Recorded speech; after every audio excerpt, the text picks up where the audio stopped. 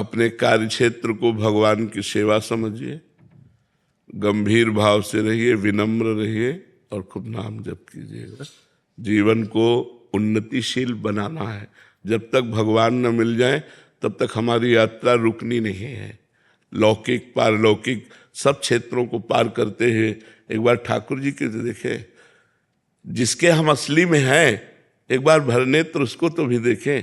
अनंत जन्म व्यतीत हो गए इसी माया में भ्रमित होते हुए, न जाने किस किस को अपना बनाया, सब छूटते गए। एक बार जो अपना है उसको तो देखें, जो एक बार अपना असली पिता है, जिसने मुझे प्रकट किया, जिसने मुझे बनाया है, एक बार उसको देखें। एक बार लालसा होनी चाहिए। सुनते हैं बड़े सुंदर हैं यार, एक बार तो देखना चाहिए ना, बड़े सुंदर हैं, देखने योग्य हैं, अपने हैं, प्यारे हैं। तो एक बार ये लक्ष्य बना लेना चाहिए कि आप चाहे जिस जन्म में मिलो, ये आपके ऊपर छूट है, लेकिन प्यारे अब मैं आपसे मिलना चाहता हूँ। आपने सब सुख देख दिए, दिखा दिए, अब हम मुझे नहीं चाहिए, अब मुझे आप चाहिए। और अगर आप चाहिए तो सारे सुख आपके चरणों में अपने आप आ जाएंगे। और आपसे विमुख होने पर, देखो हनुमान जी महाराज रावण से बोले कि तेरे पास सब कुछ है लेकिन विवेक नहीं। जिनके द्वारा तुझे सब कुछ मिला है उन्हीं की पत्नी का अपहरण करके तू सुख चाहता है। तो शंकर सहस विष्णु आज तो ही सकहि न राख राम कर द्रोही। हजारों शंकर हजारों विष्णु मिल जाएं तो भी तुझे भगवान राम से द्रोह करने के कारण तेरी रक्षा नहीं कर पाएंगे। और अंततो गत्वा बंदर उसकी खोपड़ी पे पैर मारते हैं। ये हाल देखकर मंदोदरी कहती है कि राम विमुख अस हाल तुम्हारा, रहा न को कुल रोवन यारा। आज जिस समय तू चलता था मैंने देखा है, दिशाओं के दिग्गज कांपते थे। आज वही रावण तेरी खोपड़ियों को बंदर लात मार रहे हैं। ये हालत भगवान से विमुख होने के कारण हुई। तो हम उन भगवान के सन्मुख हो, उन भगवान को प्राप्त करें तो मनुष्य जीवन की सफलता है। खूब आनंद पूर्वक रहो, मस्त रहो, भगवान के आश्रित रहो।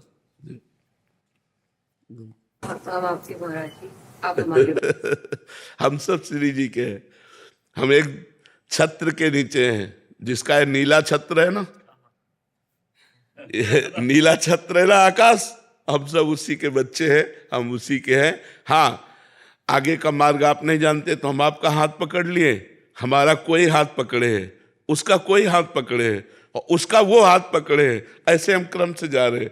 इष्ट आचार्य गुरुदेव उन्हीं के बल से हम जा रहे हैं। ये जो परंपरा बनी है वो ऐसे ही बनी है कि हम आपका हाथ पकड़े हैं लेकिन मेरे में सामर्थ्य नहीं, मेरे गुरुदेव मेरा हाथ पकड़े हैं, लेकिन मेरे गुरुदेव आचार्य का हाथ पकड़े, आचार्य इष्ट का हाथ पकड़े, तो मतलब हम लाइन में ही हैं, हम वहीं पहुंच जाएंगे।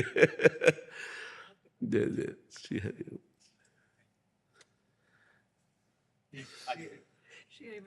श्री हरि, खूब जाओ, मस्त रहो। अलका श्रीवास्तव जी।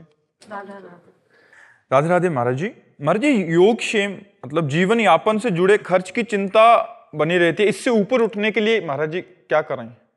आप बताइए, आप दुख प्राप्ति की चाह करते हैं क्या? कोई स्वयं प्राप्त होता है ना, ऐसे सुख प्राप्त हो जाएगा जो आपके भाग्य में लिखा है। सुख और दुख के लिए आपको प्रयास नहीं करना, आपको प्रयास करना है सुख और दुख से परे परमानंद की प्राप्ति के लिए, भगवान की प्राप्ति के लिए। यदि आप भगवान की प्राप्ति के लिए प्रयास करते हैं तो आपको योग क्षेम की चिंता नहीं करनी पड़ेगी, क्योंकि स्वयं ठाकुर जी कह रहे हैं अनन्यश्चिन्तयन्तो माम ये जनाः पर्युपासते तेषां नित्याभियुक्ता नाम योगक्षेमं वहाम्यहम्। जो मेरा अनन्य चिंतन करता है उसके योग और क्षेम का वाहन मैं स्वयं करता हूं। योग का तात्पर्य होता है प्राप्त जो है और अभी जो नहीं प्राप्त है, नहीं प्राप्ति की प्राप्ति कराने का नाम योग है, और जो प्राप्त है उसकी रक्षा करने का नाम क्षेम है। जो नहीं प्राप्त है वो स्वयं ठाकुर जी प्राप्त कराएंगे, और जो प्राप्त है उसकी रक्षा स्वयं ठाकुर जी करेंगे। वो देख रहा है योगक्षेमं वहाम्यहम्, वो ऐसे थोड़ी बोल रहा है, वो सच्चिदानंद है, वो सत्य नारायण है, वो जो बोलता है वो करता है। उन्होंने कहा योगक्षेमं वहाम्यहम्, मेरा सिर्फ कार्य है उसका आश्रय लेकर चिंतन करना और उसका कार्य है व्यवस्था करना। हम जब उसकी शरण में हैं तो उसकी व्यवस्था अपने आप होगी। आप चाहे गृहस्थ हो चाहे विरक्त हो, सबकी वो व्यवस्था करता है। हम आपको कैसे बताएं, वो इतना आगे से आगे देता रहता है। आपको क्यों नहीं मिलता? क्योंकि आप अहंकार से अपना पोषण कर रहे हैं, भगवान से नहीं। मैंने ये किया, मैं ये करूंगा। अहंकार विमूढ़ात्मा करता हम मन्यते, तो उतना ही मिलेगा जितना आप कर रहे हो। अगर ऐसे हो गए, एक होता है गोदनामा और एक होता है निजी कमाई। जो भक्त होता है वो गोदनामे में होता है। हमारा विश्वास, हमारा आत्मनिर्भर भाव, हमारी आत्मा भगवान है, उन पर निर्भर भाव, तो कहते योगक्षेमम वहाम्यहम्। हम एक गृहस्थ की बात बताते, हम रोटी मांगने जाया करते थे, तो उनको देखते तो पूजा में ही लगे रहते। बिहारी जी के तीनों काल के दर्शन, यमुना स्नान, वृंदावन की प्रदक्षिणा और नाम जब भक्ति में रत रहते। उनकी बेटी सयानी हुई, कोई अर्थ की व्यवस्था नहीं कि आपकी बेटी सयानी हो रही है और ब्याह करना है और आप रात दिन पूजा में ही केवल लगे रहते। आपकी आय कोई है नहीं। जो रेलवे में तो उससे जो उनको मिलता था पेंशन, उसी से उनका चलता था। वो बिल्कुल बिल्कुल विरक्त संत जैसे गृहस्थी में। तो उनका बाबा, हम बिहारी जी की वो बात देखते हैं जो उन्होंने कहा योगक्षेमम वहाम्यहम्। मैं पूर्ण भरोसे पे हूं, जिस तारीख को जिस समय होना होगा वैसा होगा। एक परमहंस जी थे, अभी उनका शरीर पूरा हुआ, बड़े ब्रज के गुप्त परमहंस थे, उनको कोई जानता नहीं था। वो एक इंजीनियर को गुड़गांव से लेकर के आए बिहारी जी के दर्शन कराने। तो वो उनके यहाँ पहुंचे, पहुंच कर कहा कि तुम्हारी बेटी ब्याह लायक है यार, ब्याह नहीं करोगे? तो उनका कोई संयोग बैठेगा तो देखेगा हम तो बिहारी जी के ऊपर है। तो कहा ये इंजीनियर है, ठीक रहेगा? इंजीनियर से कहा लड़की ठीक रहेगी? उन्होंने कहा जी 5 मिनट हम बात करने। बोले बात कर लो, ब्याह हो गया। कैसे बिहारी जी करते, कैसे व्यवस्था करते? योगक्षेमम वहाम्यहम्। ये कोई भगवान ने मजाक नहीं की, गीता जी में स्वयं भगवत वाणी, पर हम ऐसे नहीं हो पाते। हम कहते हैं ऐसे रहो, तुम बचाने की कोशिश मत करना, तलवार आएगी और तुम्हारे गले में हार बन जाएगी, वो तुम्हारे गले को छू भी नहीं सकती यदि भगवत आश्रित हो। 5 वर्ष का बालक प्रहलाद है, त्रिभुवनपति हिरण्यकश्यप है, आग में जलाता है, जहर पिलाता है, हर कोशिश मारने की करता है, लेकिन 5 वर्ष के बालक का बाल भी बांका नहीं कर सका। और भगवान ने नरसिंह रूप धारण करके फाड़ के फेंक दिया उस वरदानी, विशेष विशेष वरदान प्राप्त किए हुए हिरण्यकश्यप को भगवान ने फाड़ के फेंक दिया। और 5 वर्ष के बालक का वो त्रिभुवनपति होने पर भी बाल बांका नहीं कर पाया। ऐसे भगवान हमारे हैं, भगवान की अनंत सामर्थ्य है। हम भगवान के आश्रित नहीं हो पाते, इसलिए हमें बात नहीं। अरे योगक्षेमम वाम्यम, ऐसा मत सोचो कि केवल बाबा जी का ही योगक्षेमम वाम्यम। भगवान अपने भक्त का योगक्षेमम। अर्जुन बाबा जी हैं क्या?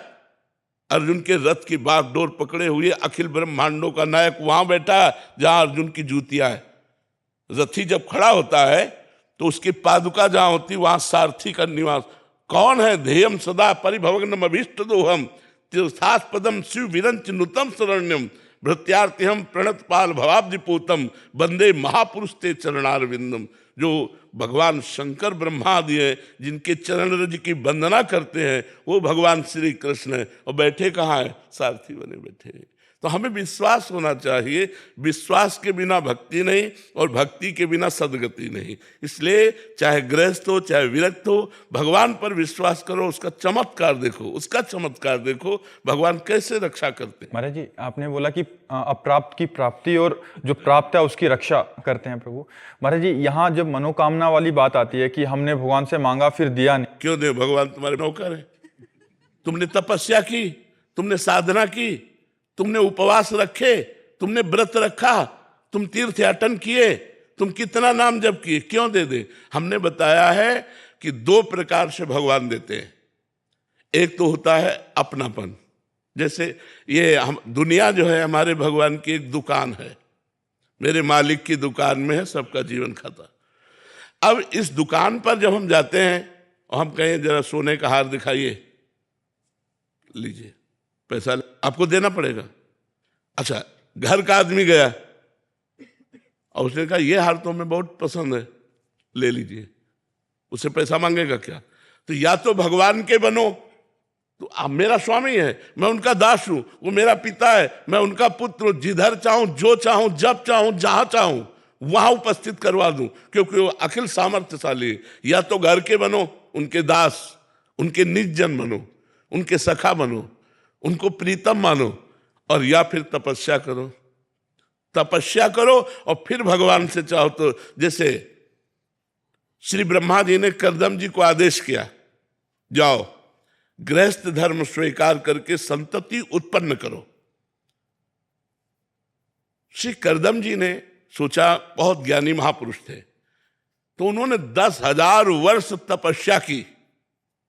दाहिने पैर के अंगूठे के बल खड़े होकर हाथ उठाकर 10,000 वर्ष तपस्या की। भगवान प्रसन्न हुए तो उनका, मुझे मेरे योग्य पत्नी चाहिए। तो आदि सम्राट महाराज मनु की पुत्री देहूति, भगवान ने कहा वो परसों आएंगे और आपका ब्याह कर देंगे।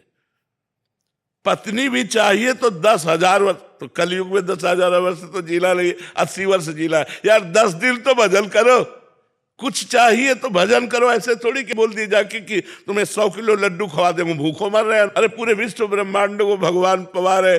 अच्छा, ये काम नौकर से कहा जाता है। मालिक को तुम नौकर समझ रहे हो कि तुम्हें 50,000 का फूल बंगला बनवा देंगे, हमारा काम कर दो, ऐसे नहीं होता।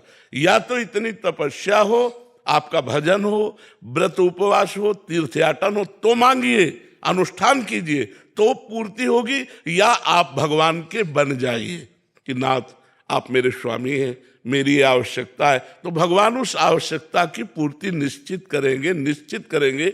विश्वास कीजिए। अगर दो में से आपका कोई न तप है और न संबंध है तो ऐसे मांगने से नहीं मिलता। ऐसे मांगने से तो सब लोग मांगते रहते हैं भगवान से, ऐसे थोड़ी सुनते हैं भगवान। हमारी बात मान लो, भगवान को अपना मान लो।